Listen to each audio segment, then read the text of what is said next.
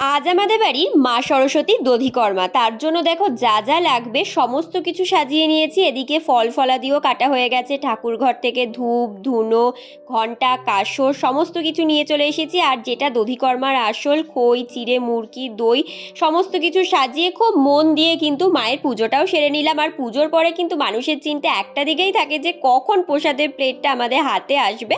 আর আজকে মা সকালে জলখাবারে বানিয়েছিল লুচি আর ইয়াম্মি একটা আলুর দম। আমি এখন ছাদে বসে আছি রোদের মধ্যে। আর দেখো, দেখতে পাচ্ছ এই যে কুল, আমি মানে বহু বছর পর আমি এই কুলগুলো খাচ্ছি। আমাদের বাড়িতে যখন গাছ ছিল তখন খেতাম, গাছ কেটে দেওয়ার পর আর খাওয়া হয়নি, তাই অনেক দিন পর ওগুলো পেলাম কুলগুলো, ভীষণ ভালো লাগছে। রাতের বেলা গেছিলাম পাশের বাড়িতে দাদার ছেলে বার্থডে সেলিব্রেশনের জন্য। যেদিনকে ওর জন্মদিন ছিল সেদিনকে রাত 11টা সাড়ে 11টা কেক কাটিং হয়েছিল, তো মিড নাইট সেলিব্রেশনও বলা যেতে পারে। ভিডিওটা কেমন লাগলো জানিও। আজকের মতো তাহলে টাটা।